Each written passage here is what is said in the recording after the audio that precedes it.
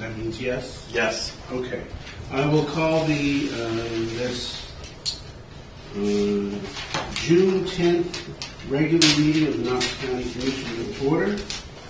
All three commissioners are here. I think our first item is a presentation to the Spirit of America.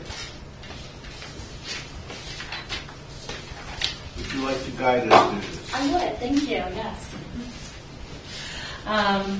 Thank you for all of our volunteers from different towns that attended today. Just a quick overview. So the first Spirit of America was actually presented in 1991. It became incorporated with the state of Maine back in 1990. And basically every year the Spirit of America tribute is presented excuse me, in the name of 100 plus Maine municipalities. In many cases, the Board of Selectmen or town manager nominate somebody and honor them in their town meeting. And we have the privilege here at the county to also honor you for all of your service to your towns. So again, thank you for being here. We have a couple that couldn't attend, so I will just address the few that are here, and I'm going to start with Mr. VQ. You don't have to stand, but feel free if you'd like. Mr. VQ is from the town of Thomaston, and this is what the town wrote on behalf of John. So John is a true leader in our Thomaston community. He's the heart and soul of Thomaston Grocery since 1992. He demonstrates his unwavering dedication to the development of our Little League and serves as a beacon of positivity and inspiration to so many by volunteering as a Little League coach, basketball coach, umpire, and referee. John's compassion for the youth and his role in shaping the future of our communities extends beyond the sports field. He consistently donates to local book fairs and other youth-based groups and organizations, including the Maine Youth Advocacy Program. He also supports those facing food hardships through his contributions to the Thomaston Interfaith Food Pantry. Each year, John prepares and delivers Thanksgiving meals to local elderly who might otherwise go without it. He often delivers groceries to those with mobility and transportation challenges in the community, especially his neighbors at the Knox Hotel Apartments. He, along with his daughter Sophie, avidly support homeless animals. He donates and delivers pet food, litter, and cleaning supplies to Pope Memorial and Paws Animal Shelters. Since assuming ownership of Thomaston Grocery, John has been a key supporter in the Thomaston 4th of July celebration. His role in ordering and storing supplies for the barbecue chicken dinner is a testament to his commitment to the community events. Thomaston Grocery is the communication hub for many citizens, where they get the latest scoop on happenings in the town with their morning coffee. John always goes the extra mile to notify the public with trusted and reliable information. These are just a few examples of how John participates in and supports his community. Every community needs somebody like John VQ. Thank you for all you do for us. Thank you, John.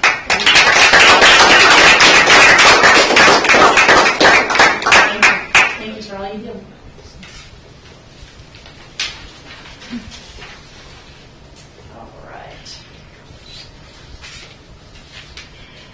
And next, we have Joel and Sybil Wentworth. So they are both from the town of Union.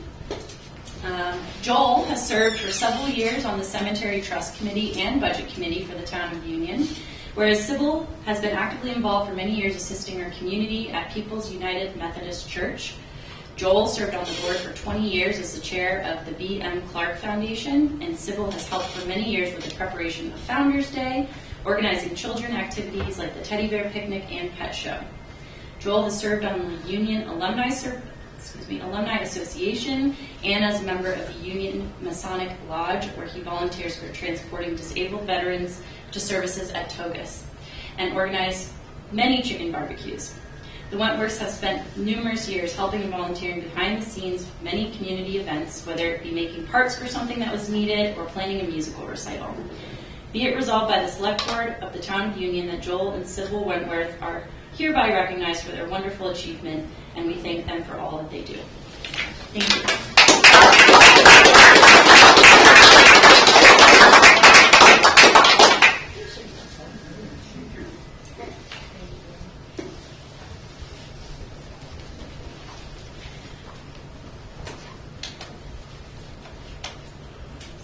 Now, I believe that this will be. Were you going to say something? Yeah. I I believe that the press is here and would like to take a picture of these people receiving their awards, and if they'd all be willing to come up and give Chris an opportunity to take your photograph. And also, we'd love to be able to thank you.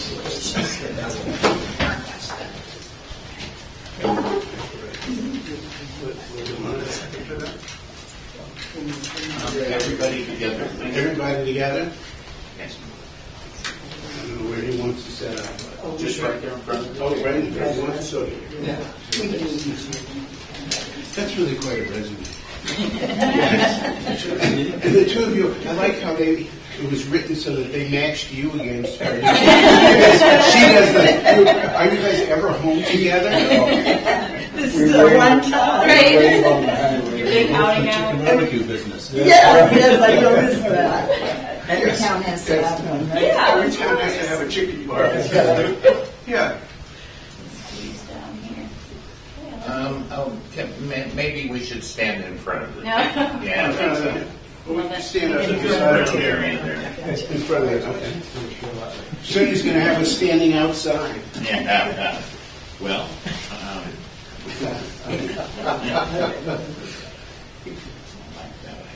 oh, that's lovely. Okay, gonna take a couple, so bear with me. Sure. Because somebody always blinks, big smile, Spirit of America. Let's see one. That's right. Say Spirit of America. Spirit of America. Okay, now one, just the, and then I'm going to ask for one, that's perfect. And then I'm going to ask for one of just the commissioners, please. Okay.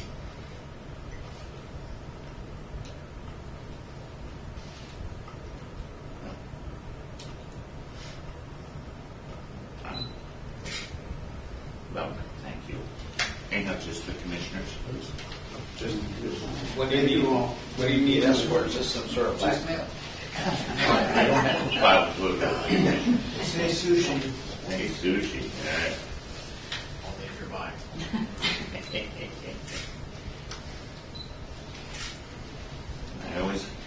I always do a headline photo of you guys at your desk in this one. Which is fine. That's what we're at our best. You look good there. Thank you so much. Thank you. Thank you.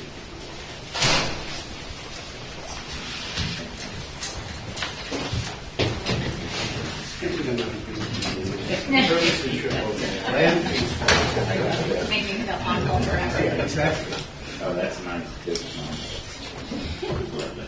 And then the next thing on the agenda is a presentation by AIO. Would you like to join us, sir? Sure. My props.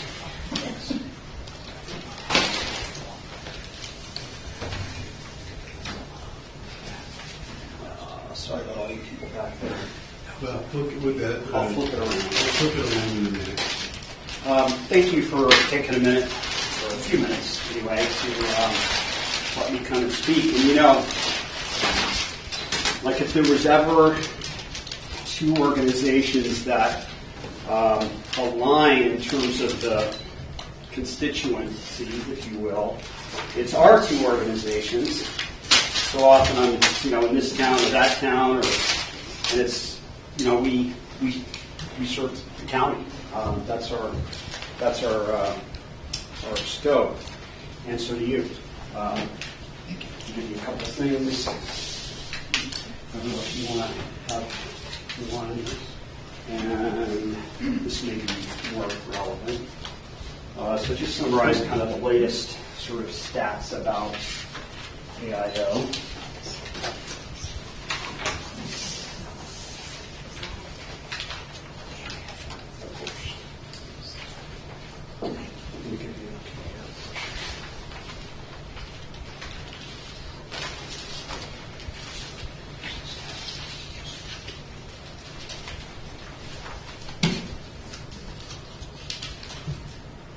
Since John's still here.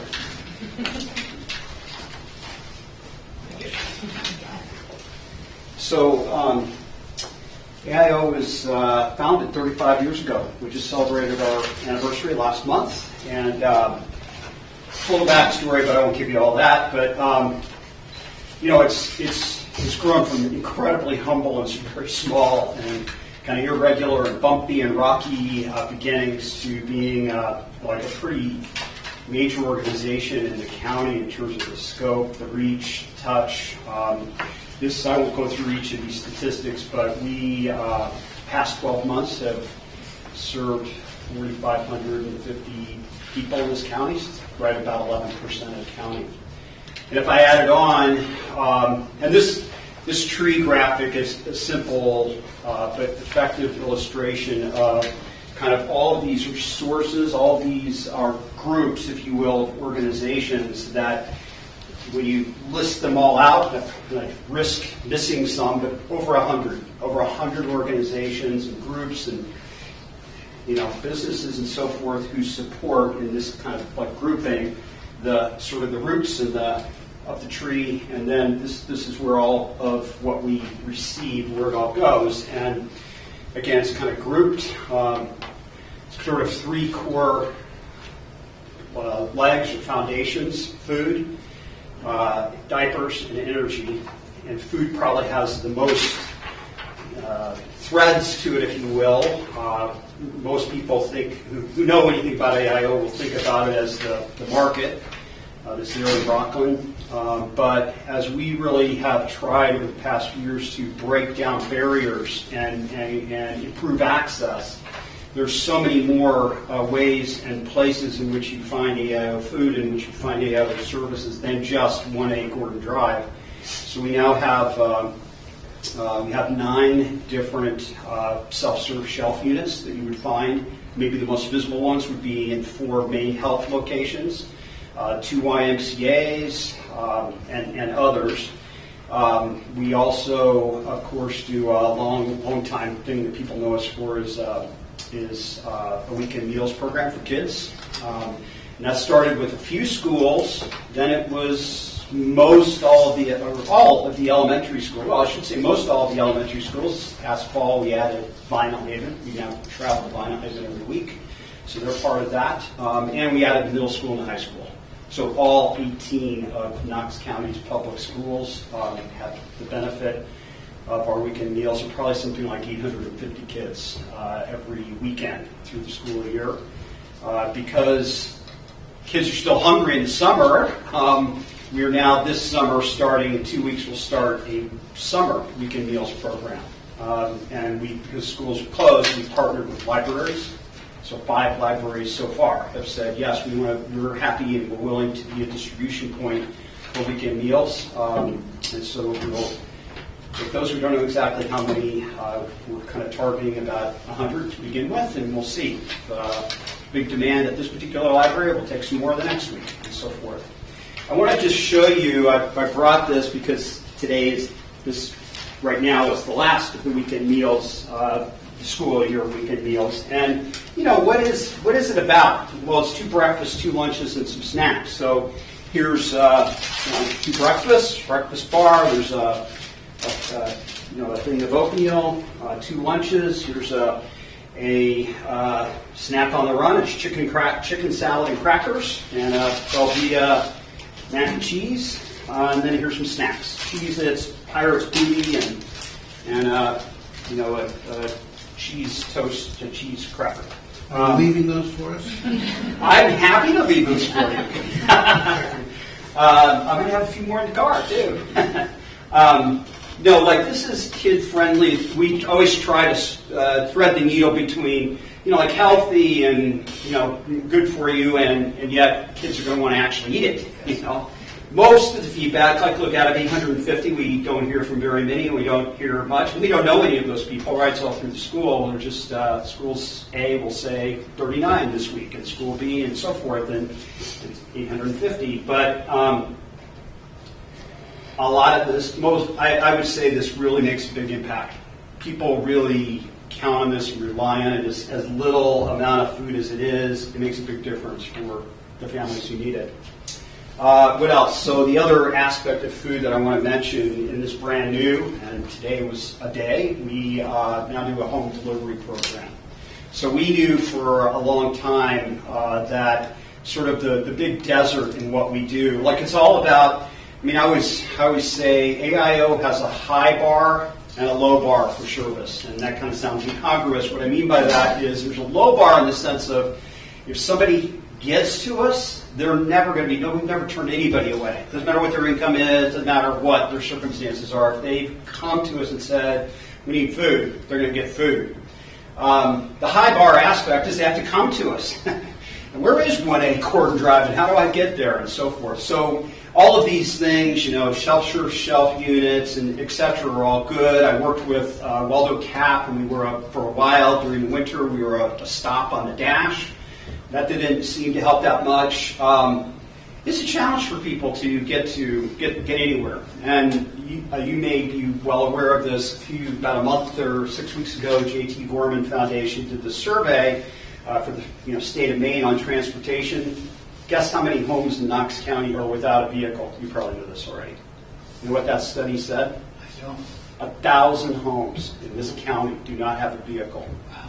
So that just we already were onto this ourselves, but we knew anecdotally, but that's the data that says, hey, there's a lot of people out there who, no matter how low the bar is, if they have to get somewhere, they're probably not going to get there. They're not going to get there on a regular basis. They're not going to have access to food continuously, regularly, healthily, etc. So we started very humbly in February. We started a home delivery program. The first week we did 4 households. Today we are doing 65 households.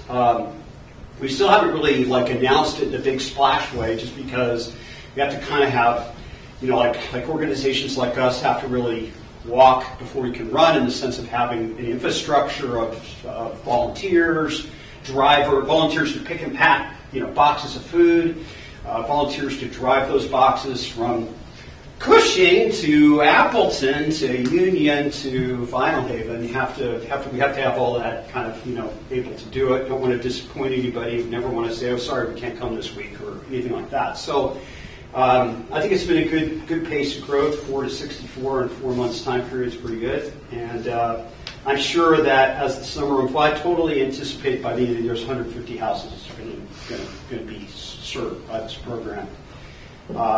We kind of mirror ourselves off of Meals on Wheels, just in terms of it's different. It's different meals, different food, and a different group of people, but they're serving about 170 to 180, depends on the week. I'm sure that's where we're going to be.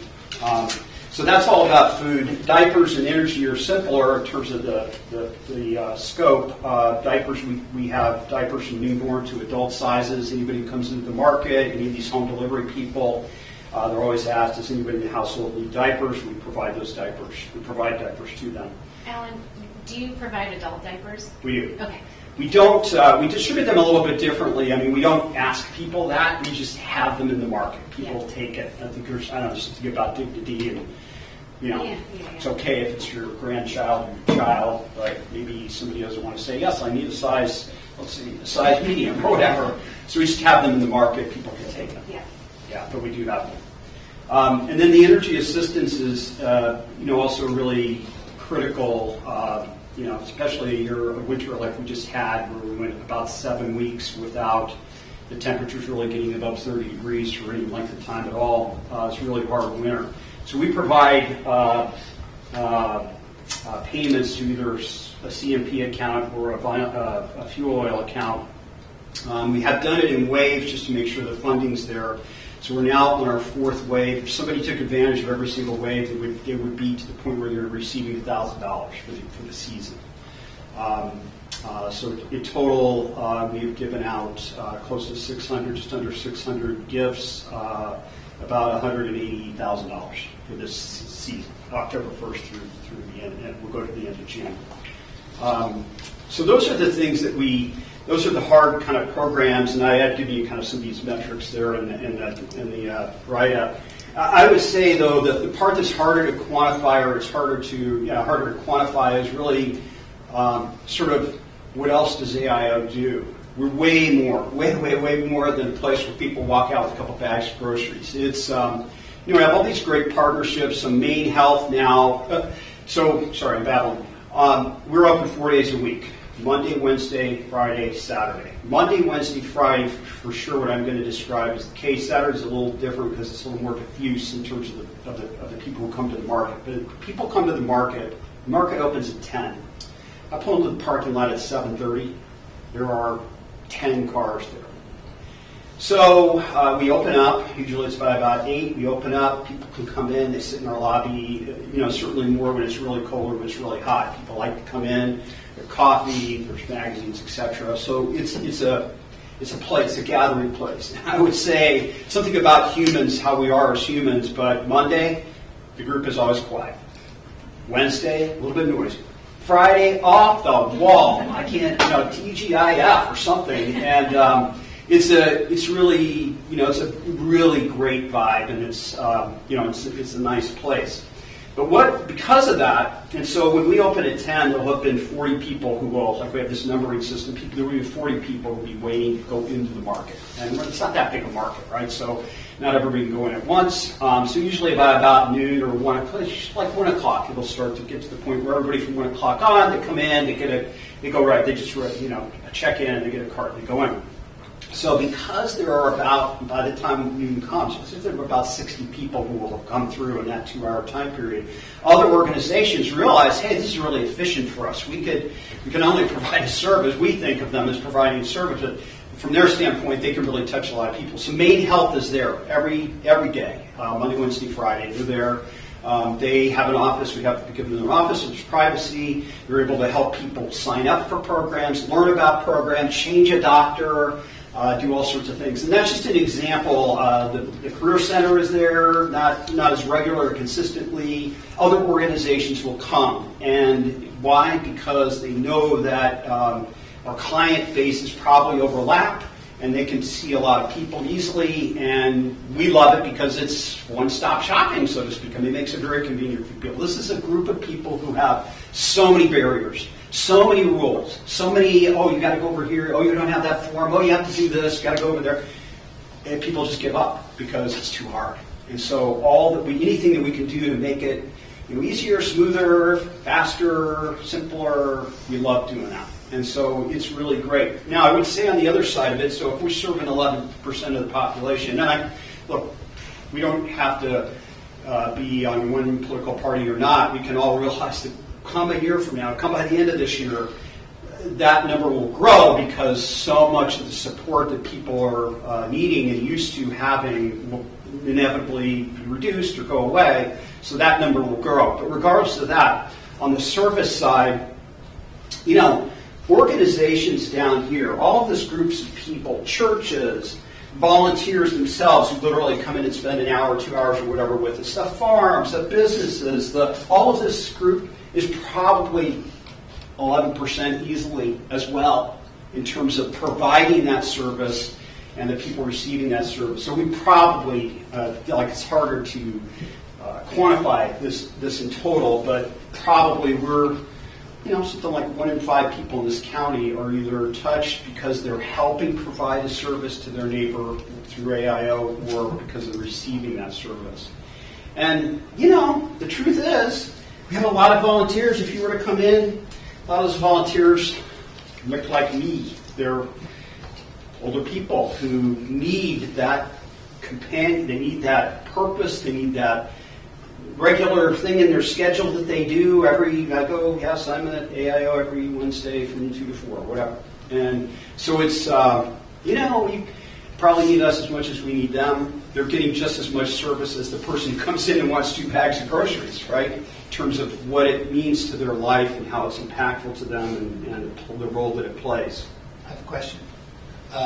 Obviously, with anticipation that there will be less federal assistance with SNAP or whatever, are you seeing any impact yet? And do you are you prepared for what may come? Yes. Yes, and I don't know, because we don't know what will come, but yes, and we hope so. Yes, both on the supply and the demand side. So, I started in my role about almost a year and a half ago. When I started, there would be, on any given average week, 300 unique household visits to the market, right? That's the very easy thing for me to quantify. Today, there are very few weeks that aren't 500 plus. Okay, so now I would say that although that might, that's big growth, the 60% growth, but that's really been accelerated since, I want to say it, let's just say since Thanksgiving. Let's just keep it simple, right? About Thanksgiving, we're about 350, 375 a week. So 500, 375 to 500 in the past 6 months. It's a big increase. So that's the demand side. The supply side has been affected. I said it in there, but we do not directly receive any federal monies. No, we have not been affected in that way, and won't be. But a big source of our food is Good Shepherd Food Bank. Good Shepherd Food Bank receives a lot of money from the federal government. So several of their programs, if the food it's less. It's less right now. Maybe it'll be zero at some point. And they'll have to rely more on private donations. So about if the kind of the worst case of what, well, I don't even want to say the worst case, but the worst case of what's been announced or talked about or hypothesized or whatever happens whenever the budget is, the great beautiful bill is passed, finally, it's probably about 15% of our food. If we get free, will go away. Are you seeing, because we're in an unusual situation, we're both a rich county and a poor county. Yes. And are you seeing people prepared and willing to step up to help? Yes. And donate, knowing Yes. that? Yes, That's good. very much. I've kind of held off. People are very concerned. What can I do? I hear, how are you affected? What about this? What about that? And I've said, well, let's wait until we know what's actually going to happen. Right now, it is affecting us, and we're buying food. We never bought food before. We're buying food. We've been buying food for the past 2 months. A couple $1,000s a week of food we buy to maintain kind of, a complete look. I never want anybody to come to the market and have it look empty, because that's a trigger. If you're food insecure, one of your potential triggers is, oh my gosh, they're running out of food. I better get some more food. And it just fuels, right? So we don't ever like to have that happen. So we've been buying food in the short term. If we ultimately need, if that's just kind of like, hey, that's not the short term, that's the long term, then yes, we'll go back. We actually have planned, well, let me be more specific to answer your question. So one thing that we have planned is we've never had there hasn't been an activity in our summertime, fundraising or like fun drive or, like any of that kind of thing in the summer. We just announced it yesterday in our newsletter. We do a long time, very popular event in January called Fill the Strand. So it's kind of like a glorified big food drive. People bring bags of food to the Strand Theater here in Rockland, and they put it in a seat. We fill the Strand, and there's business sponsors, and that's been over the past 4 years really like a big event for us. The Strand came and said, hey, we really like doing that in January. How about if we do it in the summer? So we're doing one July 25th, and it'll be a little bit different. It'll be focused on kids. So back to school supplies and food for the school program. But there'll be an appeal that will go along with it. And people are already stepping up in the past 16 hours since it was announced. So I feel like it's such a great community, good generous. I think we'll be okay, but what's the worst case? We don't know. So therefore, it's hard to know. But it's nice that the community's coming together. Yes, yeah. I mean, look, I've always, life is always a tightrope. Euphoria, angst, and you walk, constantly between those two sides. But I think it feels, at least like through the end of the year, okay. We'll see from there. So I just don't want to take too much more of your time. I did have little things on. Yeah. John, excuse me for interrupting. I just wanted to interject something. One of the major fundraisers for AIO, as you probably know, was the Pie Zone Parade. And this year, they elected to include the town of Thomaston in the mix. And I didn't really hear any figures in the aftermath, so I just wanted to address you today and say, did we hold our own in our Oh my gosh, it's so great. I'm so glad we did. So Prize Parade has been an event that was around here. I think it started in 2007, but it was always, it was started by the ends of the country, the ends of Camden and Rockland. That's where it started. And it was a victim of COVID, so it stopped in 2019. Didn't happen for the next few years, so we started it up this year. And it always pained me. I lived in Tenants Harbor, I don't live there now, but I lived in Tenants Harbor, and so, like Thomaston was just sort of part of our circle of doing things. And it was like, wait, what the heck? Thomaston. We should include Thomaston and Rockport. And so maybe eventually, but anyway, those communities are still very easy. You can fit several people. That's what Pies on Parade's all about. People buy a ticket. They get to go from one place to the next. It's not a pub crawl, it's a pie crawl.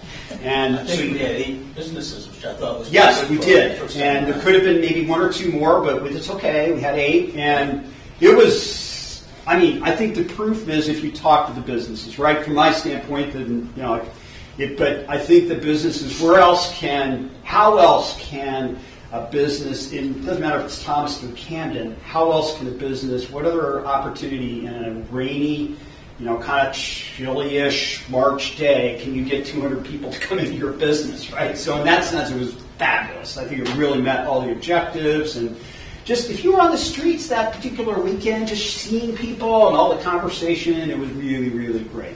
What we got out of it is minor. I think the community got really a lot, and it was good. It was good. It was very good. Thank you for asking about that. So I did include something on our a little bit about our funding. We are privately funded. About 3/4, 2/3, something like that, is really just like individuals just stepping up. Our budget, or the cash portion of our budget, is about $1.1 million this year. About another 50% is in kind. We expect to be in kind donations, food donations.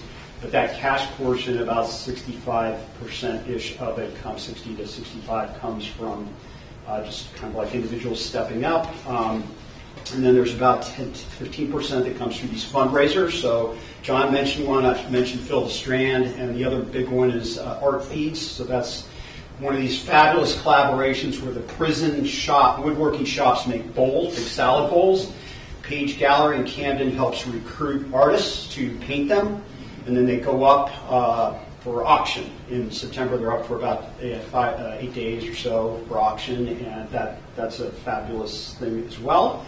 So that's about 15% of the funding, and then about what do I have on there? About I can't remember what I see. Oh, grants. So about 20% of I'm always constantly writing grants, and these are grants. This isn't federal government grants. These are family foundations, organizations who have a cause-driven organization.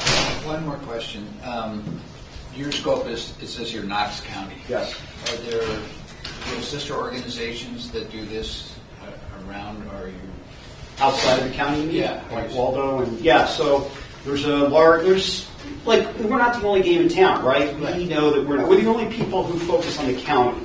Okay. The Camden Food Pantry, St. George Food Pantry, Warren, Union, Come Spring and Union, they all have pantries, but there would be very much more focused on that community, open probably fewer days, less variety and so forth.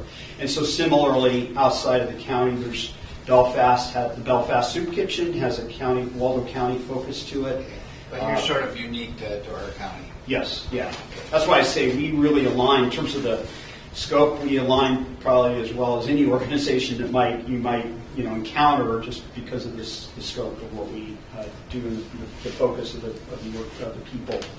I just kind of wanted to end on. So, what are the opportunities? How might we work together? How might we overlap each other? And I think there potential. Like, I don't know all of what your focus is on county's commission, but I don't know if they're like focus projects and so forth. But I would say that I really always hope that we become kind of the top of mind when, hey, there's some problem, somebody needs something. We do a lot of different things. All last winter during that 7 weeks, we had part of our one building wasn't really used, so we were a daytime warming shelter, right? That's not really in our mission, it's not in our scope, but there was a need. We knew that there was a need. There was no safe place for people to go, where it was warm, dry, and bathrooms and so forth, so we opened it. I don't know that we'll do it again, because that isn't really what we do. There were a few incidents. It was all pretty good, but that's not the point. The point is that we always are trying to reach out and make sure that wherever there seems to be gaps, wherever there seems to be holes, there's a need, social services need, if at all possible, we will absolutely make every effort we can to fill that need. So I think, hopefully we become kind of, we have exposed you to some things you didn't know, and hopefully we become kind of top of mind in terms of, hey, what about this? I think, let's see. I had a couple of other ideas, but I think I think anytime, there's always these things where you think people know, and you realize, they don't know. So I think you touch a lot of people. Home delivery is very new for us. Any conversation might come up about, hey, don't have enough food, don't have a car, can't get to places. Please make sure, direct people to us, because it is new, and it's not that we don't want it to grow. I just don't want to make it grow suddenly like this. I like organically. Last week was 55. We were at 50 for a few weeks, and then it was in 40s and 30. So we're now into the 60s. It's okay. We can grow, some more. So I think anytime these kinds of things come up, please, feel like you can always refer people to us. You can let people know about us. You can, help me educate. You help educate where you can. And otherwise, I just open it back to you. What kind of answer for you, and how can we help? Alan, I have been thinking this whole time about the overlap with what you're doing, and not to put Pat on the spot, but what the sheriff's office does and who they're connecting with on a regular basis, and also that the sheriffs are literally driving to every corner of this county.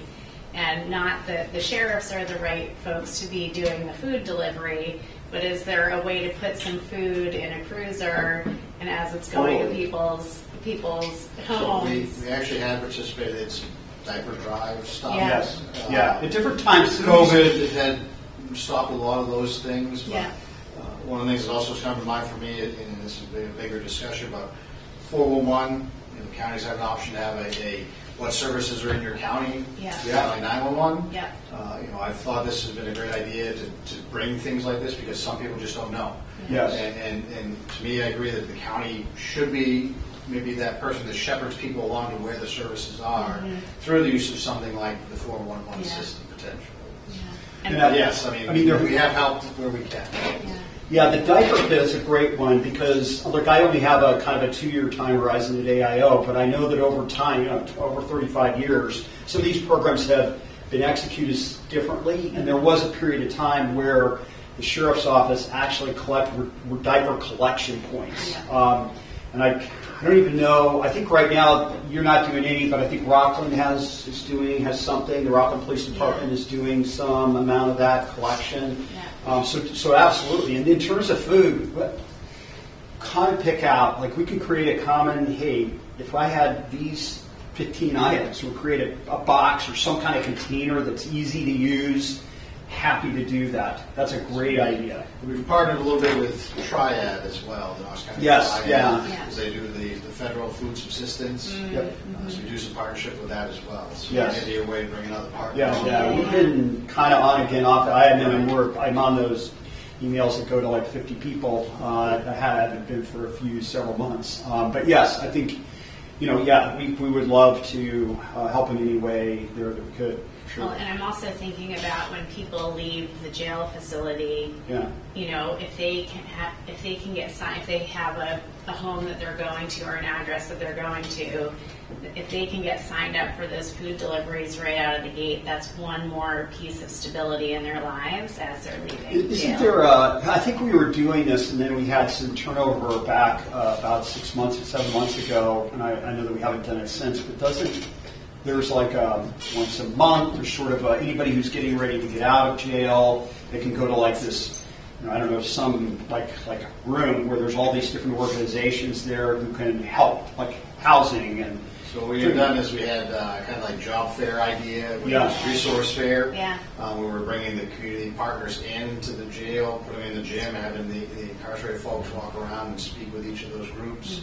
But we actually have a new programs coordinator who is reinvigorating what we call our providers meetings, which is once a month, where anybody within the community who wants to provide a service can come to that, tell what they're giving for service, and then as people are being discharged, we can connect them. If they don't, whoever that program's person is doesn't, if we don't come to the top of the line, please share that, because we would like to, we're now fully staffed again and can, I think that's a great idea and a great place for us. We have done it, we just haven't done it for the past several months to be there and help people understand what services they can get at AIO and how to access them and so forth. Yeah. Okay, I'm done. Well, the question then is, how do we work towards facilitating those overlaps?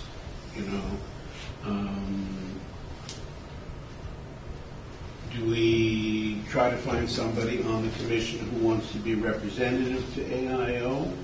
Do we invite you to more meetings or your staff where we sit down? And we have a problem. We have a problem that, just to be out front with it, is in terms of donating to AIO is probably not going to happen because of our budget committee and the way we're structured. Partly because you already get money from the towns, some of the towns, and our budget committee is going to say that's like double taxing people. You're taking that money is coming. So what we want to do is try to find ways that are more concrete rather than money. And see what we can do. I mean, this is about helping people. This isn't about, hey, by the way, can you, write out a check for us? And that's not.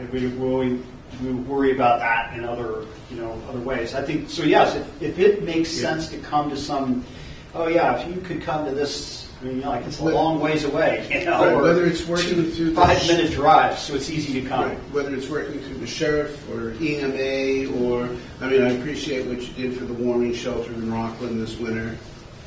Working with you on that was good for the people that came to the warming shelter.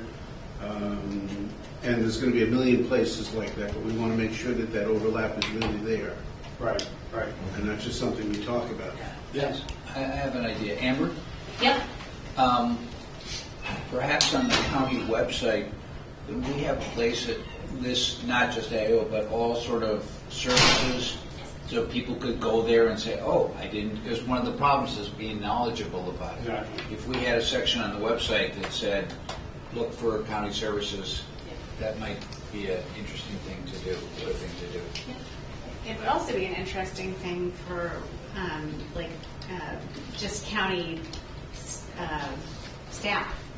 So, getting the word out just to staff, both as an opportunity, to access the resource, but also to volunteer if you wanted to, just to know more about it. Right. There's so many people working for the county.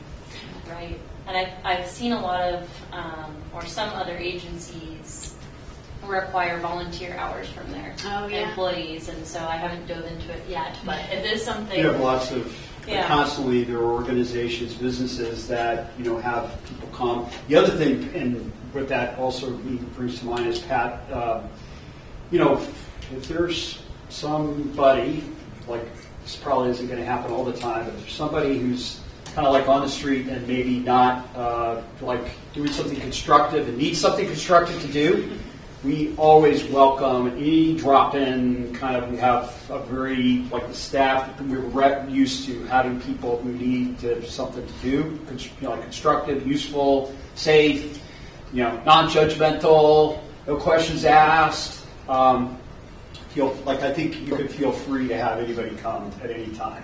We're very easy in that way and very good. We welcome that. There's always jobs for people to do. So,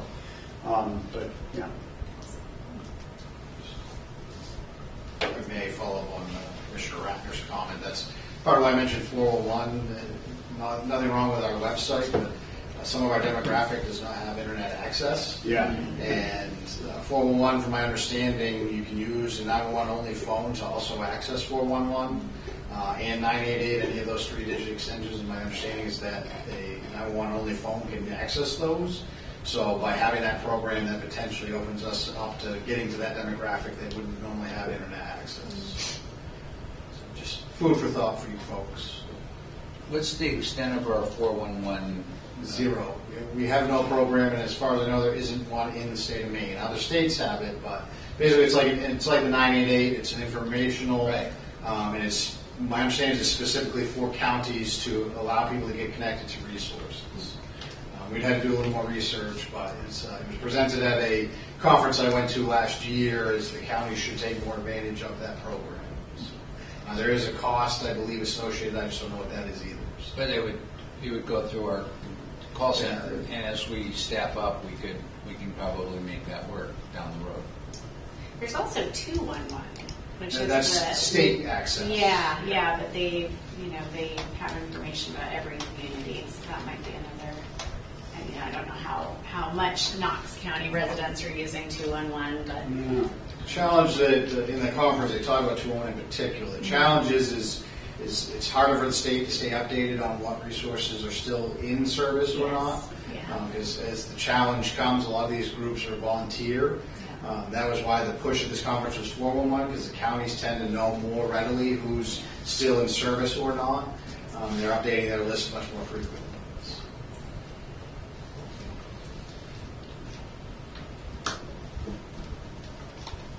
Anything else? Any other questions? Anything else you'd like Lots, to but I think we've covered. Sure. We have some good ideas. that's great. Great. Well, thank you very much. Appreciate I it. just want you to know 35 years ago I was driving around from church to church into the synagogue picking up food For AA? Yeah, for AA. Very cool. Well, kind of interesting. I just always understood, 1990, right? And what I learned, we were having our anniversary kind of bash, and I got a lot of people who were around in those days to come. And I learned that, two things. One is that kind of the way it really started was in 1985. There was these three friends who were went on a hunger walk. It was here at Rockland, and it was one of those kind of like global hunger walks. And it was happening at the same time in all those communities throughout the world. And they're walking along. Hey, we got people here in Rockland who need help. This is great for this global thing, but we should do something here. And that's really where the genesis of the idea started. They were each from three different churches, and they were friends, and so that's where the name area was, because they wanted people to know right away that it wasn't just Rockland, it was the area, interfaith, because they were each from three different faiths. Outreach, obviously, that's what they do, and so they started in kind of more like about probably later in 1985, 86, but it kind of went in this very informal way for a few years. And then I think somebody said to them, "Hey, this seems like it's real. You need to become a nonprofit, like an official nonprofit." And so that's sort of the backstory of AIO. It actually is older than 35 years, but anyway. So thank you for all that service way back when. Just glad to see it's a what pretty it's become. interesting organization. All the people, and people just constantly show up and like, I bet if we're doing that. Oh, we did this over the past 2 weeks. Here's 283 pounds of food, and I knew nothing about it. Which is good. It's the neat thing about the community. What motivates people, what gets people to want to help their neighbors. Anyway, Thank you so very much. thank you. Thank you.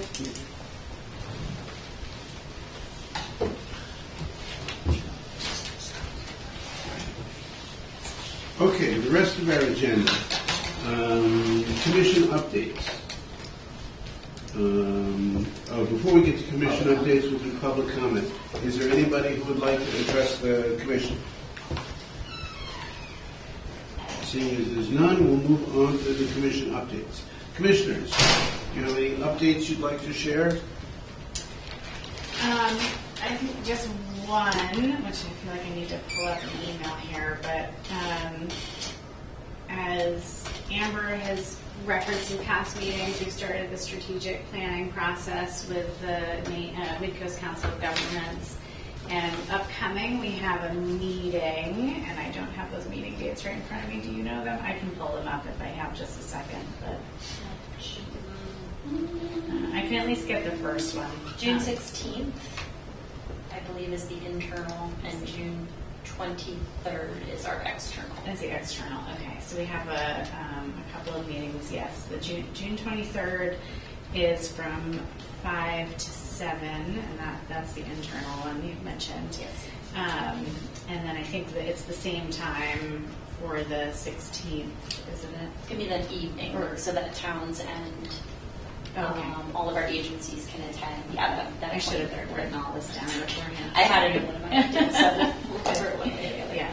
So anyway, hoping everybody who's available can make it to those meetings. I think that they're going to be really great conversation for strategic planning for the county and what our 5-year plan could be. What's the date for the one where all the towns? Monday, June 23rd at 5 p.m. right in this room. Might be the 24th. It's that Monday. I think it's the 23rd, and I'm in It's New the York. 20th. I'm It is in the New York that day. It is the 23rd from 5 to 7. Which I'll be coming back that night. Well, we'll get you up to speed. And just anecdotally, I'll share that I was out for a walk in Warren the other day, and I noticed someone in one of our cemeteries going around to gravestones and taking notes. And I introduced myself, and we were chatting. It turns out it was our, I think the title is Sexton for the town, which oversees all of the cemeteries and landmarks, and I think most towns have one. And I was really excited to be able to share that we have a GIS office that is working in Appleton on mapping all of their cemeteries. So it was just kind of fun to be able to say, oh, I know the person you need to talk to. So for the other towns who might have challenges with keeping track of their cemeteries, we have a GIS office that can help with that. That's it. I have some things. One, just noticing the GIS report, I noticed there lists a lot of the county towns, but we're missing some. We're missing like Owl's Head and Hope and some of the island stuff. I'm just curious, is that just they're not listed, or they haven't reached out, or we're too busy to reach out to them? No, I think it's a pretty fluid list. I know our GIS manager wrapped up a project with North Haven, or is kicking off a project with North Haven. Okay. So very equitable in that sense. I think the projects just ebb and flow and based on need and stuff. I just noticed a couple of the towns are not there, and Yeah. just and I know everybody's overworked no matter, and there's so much to catch up on GIS because it's such an oncoming thing. Continue most of the work I've been doing, continuing working with Amber and making sure that we progress with our call center. In the last week or so, one of the things I'm trying to do now, as things are getting so much better there, is just make sure our outreach to the different stakeholders is good. I've talked to 4 of the fire chiefs and two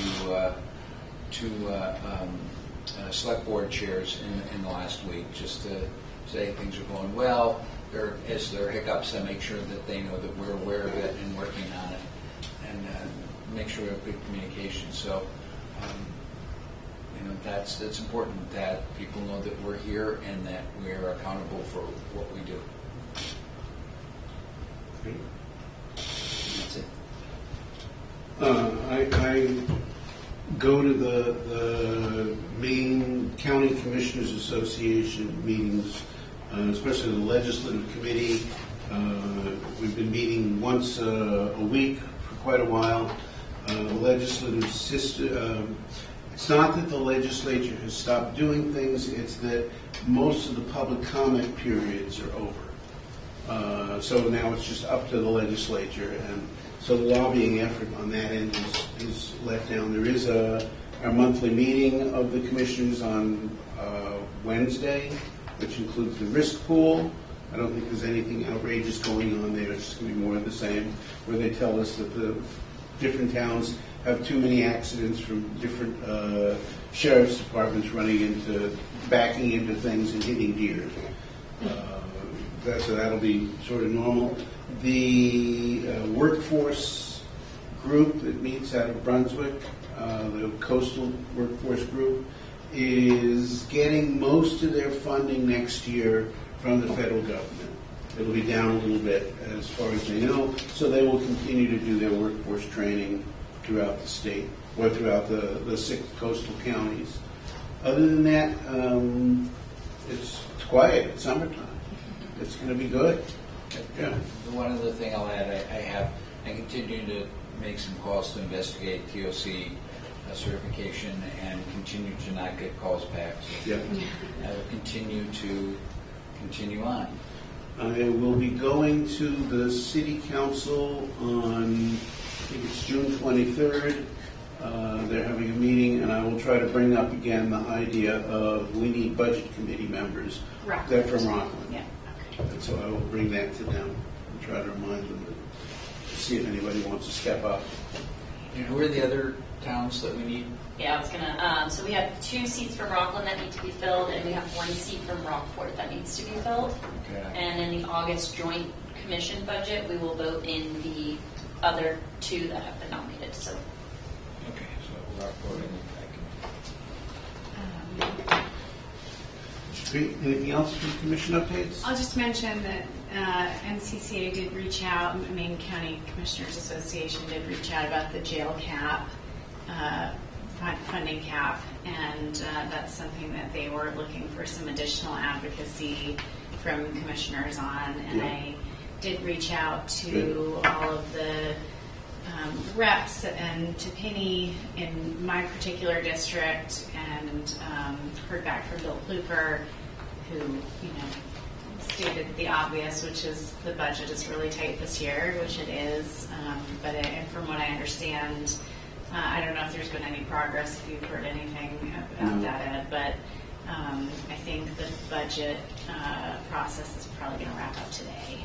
That's what I've been hearing, today or tomorrow. So we're kind of out of time on that one, seems like. Yep. I can add to that. Oh, okay. Sure.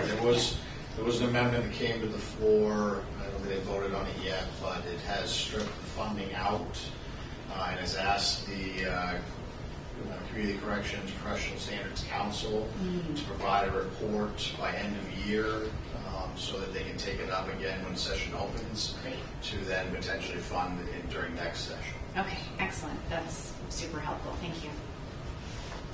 And of course, there'll be even less money in the next session. So that's just a way of putting it off and not giving anybody the money that we need to operate. Maybe for the next But fight.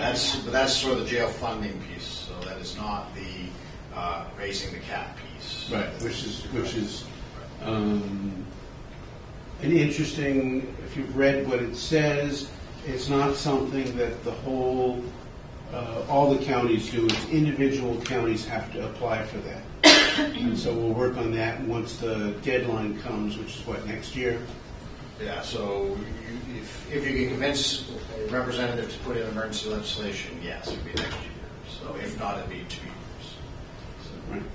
And this is the cap on how much we're allowed to spend to fund our jails. Yeah. Which most counties ignore anyhow. Yeah, unfortunately, yes. But at some point, I mean, it's a law, we should do the right thing. Yeah. So that's what we've been guided on the last couple of years, is to still have our votes so that we can then present to the legislature that this is why we need to increase the cap. Because if you're not going to give us more state funding, then some money's going to come from somewhere. Yeah, and though it is done according to the state law, it has to be done individually by county. We can do it all together at some point. Get together and have all the counties that need that cap lifted. I think there's a certain benefit to having all of us ask for it at the same time. Power and unity, yes. Yeah. Does the Sheriff's Association, they must have a lobbyist? No? No lobbyist? We are the lobbyist. You are the lobbyist, okay. All right. We don't have enough money to have a lobbyist. Okay. Generally, one of us spends a week or two in Augusta working with CJ in particular. We do occasionally go to other places if there's something being heard, like a judiciary or another committee. But typically, we have a sheriff sitting in criminal justice at least every week. Okay. That way, if questions arise or if we have to provide testimony as an association, we can do that. Great. Anything else? Nothing else. Good. Let's move down the rest of the agenda, which is the consent items. To approve the consent items as presented, which is this agenda, minutes of the regular commission meeting of May 13th, departmental reports, warrants, and reserve withdrawals. So, your motion? I'll make a motion. I'll second. I do a couple questions. Please go right ahead. Kathy, I noticed that I'm fascinated because obviously the communications area is way over, so appreciate your help there. We know that was going to be the case. But the one thing I noticed that everything seems to be pretty much in line, but the one thing I noticed that seems really interesting is how strong the income is compared to, let me see if I can find it again. I'm just scrolling around. But it looks like the number for revenues is way over, there was like a 300 for finance, 312% over, but I guess that's just not much. I just look at those percentages, and I'm sorry, so you're speaking about specifically why it's so much less than it was last year? Is that what you mean? I don't know. So why is it? No, it looks like it's 312% over. Or am I missing that? Or is it less? I guess it's less. It specifically is that this year we do not have the same amount of interest coming through because we do not have the same cash flow because we have spent down APA. Okay. Well, that okay. I just anytime I see a 312%, 731% last year, just curious about not understanding all of this and just look at figures that seem to be uncertain. In a general sense, finance doesn't really have revenue streams. Yeah. It just happened when we had APA that we had. Yeah, I'm just curious about the percentages so strong because most of the percentages seem very much in line with where we are in the year across the board, which is really nice. And I do have a question about airport, but we can get to that if we want to do it right now. I noticed that the flights for both of the commercial airlines are down probably a quarter from what they were in previous years. Is there any particular reason for that? Sir, if I had to guess, I would just say weather. The weather has not been very pleasant for us, and even on the days when the weather is good for us in Boston, Boston's having storms and things like that. So they haven't changed schedules or anything? Schedules have stayed pretty much the same, it's just they've had to miss a lot of flights? The schedules have changed, but the schedules have changed to what they typically are this time of year. So we're out of the winter schedule and into the spring schedule, but that's the same as it is every year. So there's been no yearly change, just the routine. So they're not saying substantial. It's just because even from the year before, just looking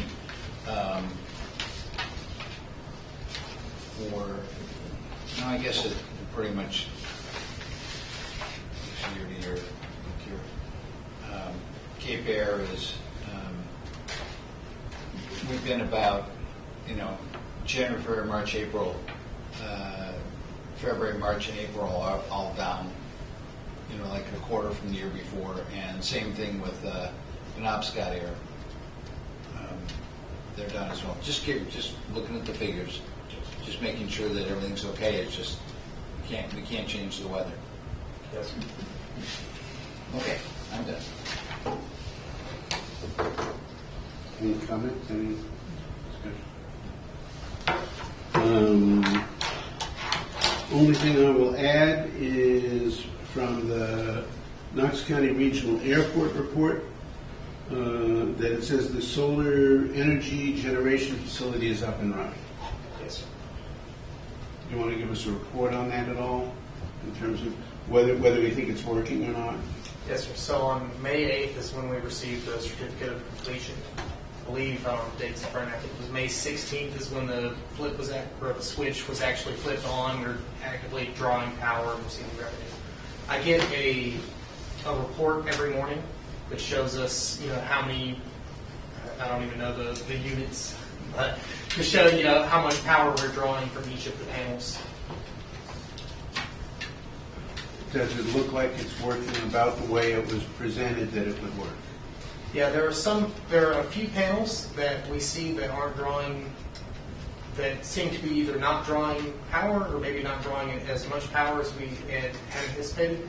But that's under warranty, so we're having the contractor come out and they're going to do they're going to look into it and see if there's any issues. But most of the panels, the vast majority of them are up and running and drawing power. Right? Yeah. Anything else? If there isn't anything else on the consent items, I'll accept the vote. All those in favor? 3 in favor, none opposed. Action items. We have an act to approve the county administrator to live outside of Knox County. So moved. It's been moved Second. and seconded. Any discussion? No. My question is, why would anybody want to live anyplace other than Knox County? I mean, If you get a great place, you get a great place. Right. it's totally beyond me. But it's only just right over the border, so it's practically Knox County. You can see Knox County from your window. I can see Knox County from the window. We have mutual aid with Lincolnville, still be connected. And a fun fact, if you live in Lincolnville, you have to have a landline because they have to require that you have access to 911 due to Ragged Mountain. There have been issues, so it is a Lincolnville law to have a landline so that you can access emergency services. Fun fact. But Knox is no longer providing emergency services for Lincolnville. Correct. So, Right now. Any other discussion? Any further discussion? Seeing as there's none, all those in favor? 3 in favor, none opposed. The next one is an act to transfer $650,000 from the airport undesignated funds to the airport projects. Do I have a motion? Motion. Second. It's been moved and seconded. Oh, my Can we goodness. talk a little bit about that? Give you a Please, little bit of background? you two have been patiently sitting there waiting for this moment, so thank you. When we go through, I guess I'll start kind of at the beginning. When we go through the budget process, we present the upcoming airport projects. And we break it down between how much FAA is going to fund, how much the state is going to fund, and how much Knox County is going to be responsible for. On the AIP projects, typically Knox County is responsible for 5% of the expense. Some of them recently have been at 2.5, but we don't always know that when we're going through the budget. And then at times when we're going into the budget cycle, we have to represent for reapproval on projects that already gained approval prior years because the expenses changed. It may be that the expense portion that Knox is responsible has gone up and the FAA portion has gone down, but you will see at times that there's we're coming forward for reapproval. So we knew going into this year that we were going to have a lot of expense for projects that were now coming due. So we had CARES projects that we knew because of change orders or because of scope that we wanted done that weren't part of the project or that FAA wouldn't cover, that we were going to have to take that expense portion. We also had some projects that ran into some additional legal review, SOLA being one, that was outside of what FAA would agree to or was part of the scope, so those are things that fall to our expense. The delay in asking for it to come out of undesignated into airport projects until now is that we are now winding down from all of our CARES projects and FAA is now reviewing them, so we have a better idea of exactly what expenses and what amounts are absolutely going to fall into the expense bucket. We're also going through the audit, so they're also looking and confirming and identifying that, yes, this indeed is your 5% for these projects, for these things. So we knew going into the budget that we had money we were going to need to move from undesignated, and that's why we didn't use undesignated to offset the airport operating. Because we needed to get through the closeout of CARES, we needed to get through all of this with expense. I am hopeful that when we go into next year that we will have some money in undesignated that we can then contribute to offsetting the operating, but we just needed to get through this point. There is potential that it will be coming back before you to transfer more out of undesignated into the projects, but this will get us through what's right now in front of us. Do you have anything you'd like to add? No, not in particular. I think Kathy pretty much hit everything. It's just a reminder that this is money that's already in our undesignated fund, so it's not like we're asking for more money. We're just asking to move it from one location to another. How will this leave? You're going to be asking for more from the fund. How substantial is the fund at this point? How will that cover what it needs to cover? Oh, absolutely. Yes. Yes. How much will we have left in undesignated if we spend this money? We right now have 1.1 million in there, and we haven't finished our 2024 audit, which I think we will be contributing a little bit more once we get through the audit.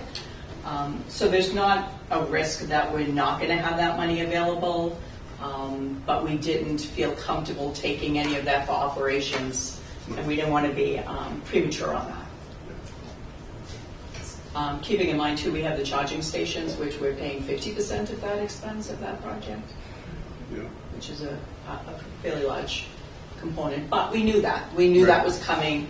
We had that in our projections as far as what we needed to cover for expense. So nothing's unanticipated. It's just... The dust is settling. Yes, and it's just a lot. It just... You were prepared for it, but you couldn't designate it specifically because you didn't have the information. Yeah, correct. It was all projections, and we did need FAA to review some of the bigger CARES projects as they closed out.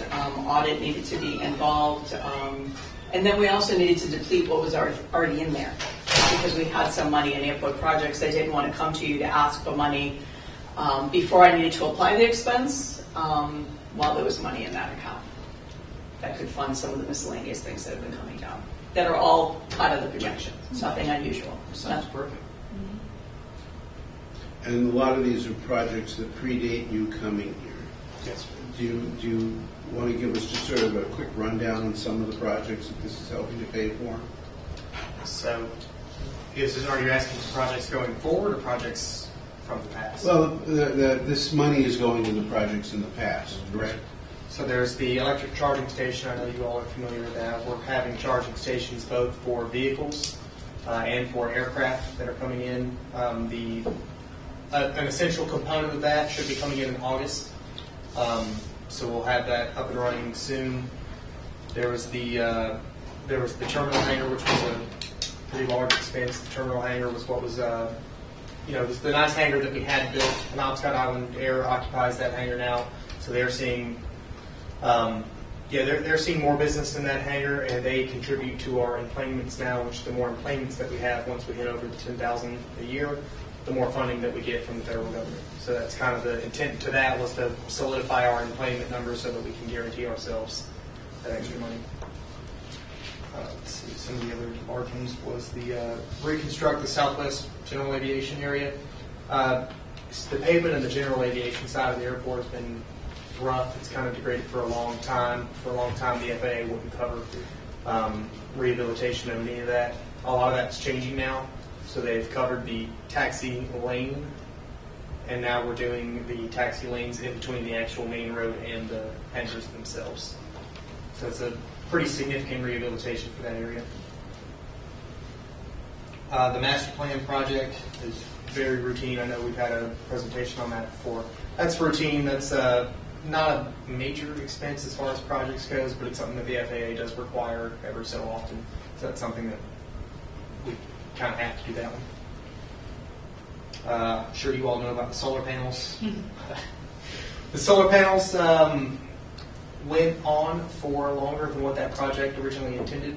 There was a lot of legal fees that went into that. There were a lot of unexpected occurrences that happened with that. It was an uphill battle to get that completed in time. We did manage to hit the deadline. It was May 11th was the deadline. We got the certificate of completion on May 8th.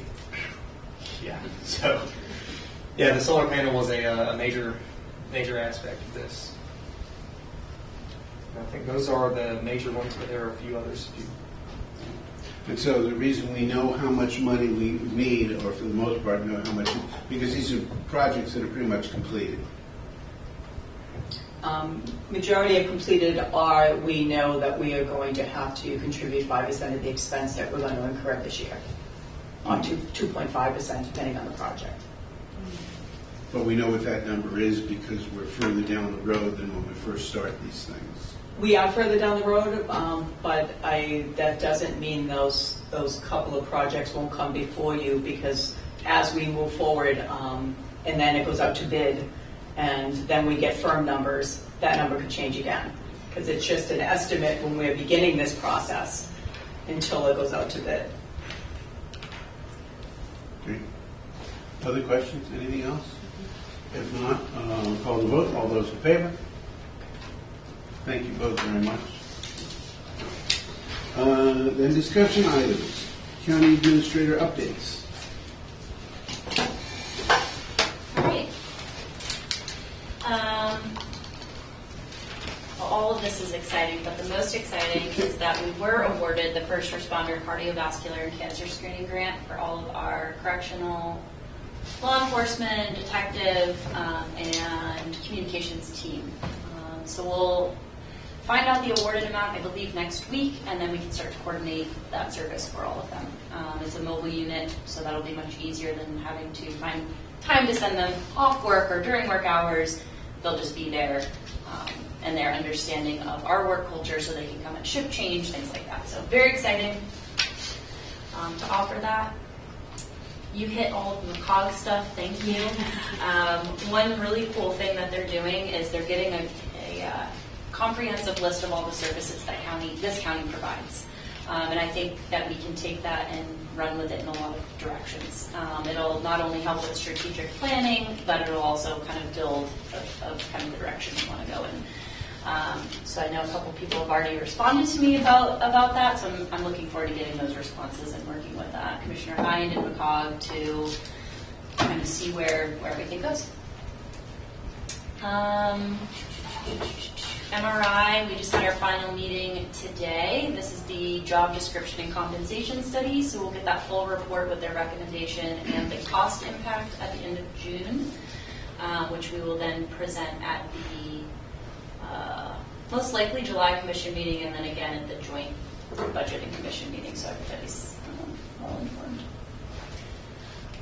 Our internal system for Munis, a lot of these have to do with HR, so I'm just making sure he doesn't want to chime in.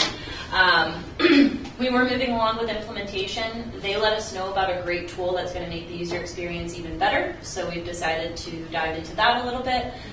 So HR and our finance department are taking kind of that pivot to make it an even better experience for our employees. So that's awesome. HR and I went out to Saginaw County, a very valuable experience. We got a full tour of the Two Bridges Regional Jail, had a lot of really great discussion on just programs and employees and all sorts of things touching those. We got a lot of great sample policies that we don't have in place that we learned about, so it was just a really valuable experience for us to touch base with their HR manager and County Administrator Jones. Our wellness committee hosted a healthy lunch workshop for all of our employees to bring healthy options to lunch. So we're looking forward to doing more activities like that for our staff. I believe HR, in conjunction with the Sheriff's Office, is going to coordinate and plan a team building activity to provide a little bit more outdoor seating for people to have lunch or breaks and things like that. We don't have a lot of those areas outside, so they're kind of kicking that off. Very exciting. The communications director has been posted. We've received some great applicants so far. Looking forward to that process. We've made our choice of who will be on the selection committee as well as the oral board members. So all of those individuals will be notified. And of course, all 3 commissioners are welcome to sit in on any of those discussions just to listen in and be a part of that conversation. The FTO program, which is Field Training Officer, so trainers training, employee trainers training, are new or for more professional development. That at the jail has been kicked off or executed, which is really exciting. I think that's been a long time coming, so thrilled to kind of hear that and see where it goes. New hire in our food service, or our food service at the jail. We have a new food service specialist. We've hired 2 full-time dispatchers in the last week, and then we hired an airport maintenance worker who started with us maybe a week or 2 ago. So cruising with that. I believe we've already discussed the Paid Family Medical Leave Act, the state plan through Maine. We're going to go with the private plan. I believe we've all discussed that, so just a more public update on that. We've attended a couple of job fairs, one at the Flanagan Warming Center. I think we've kind of touched base on that already. We had a few staff members attend the MMA Technology Conference. Great discussion there. A lot came back to this office. And I think with HR and our GIS manager and IT, we have a lot of opportunities to look at what AI or any of those kind of programs can do to help county government within reason. And I think it was mentioned before, we did the ergonomics audit at communications. We will be doing that for all of our deputy vehicles in the sheriff's office, and then we'll be going over to corrections. So we're going to still kind of chug along with that. Those are the major ones, unless you can think of any others. I think that's enough. Yeah, no. That's what I have. Any questions for the county administrator? Or anything anybody wants to add? The sheriff can say it's SMRT. Yep, hang on, let me wrap my brain around it. Yep. Jail walkthrough, so SMRT, the study of each of the county jail facilities and how we can collaborate. That has been going on starting last week. Our walkthrough with SMRT is actually going on with Chief Deputy Captain Wood currently. We're hoping to see some report from them shortly on, like we talked about, county-specific needs, but then how we can work collaboratively based off that report. We're not sure exactly when it'll come, but just so you know, the walkthrough is happening currently. So.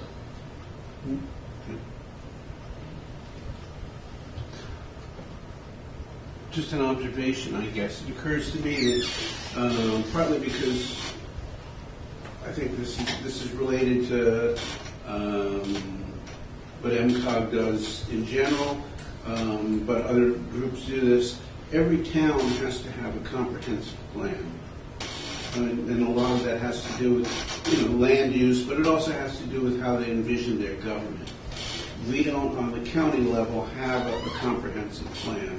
So the nearest thing that we have that we're working on is the strategic plan.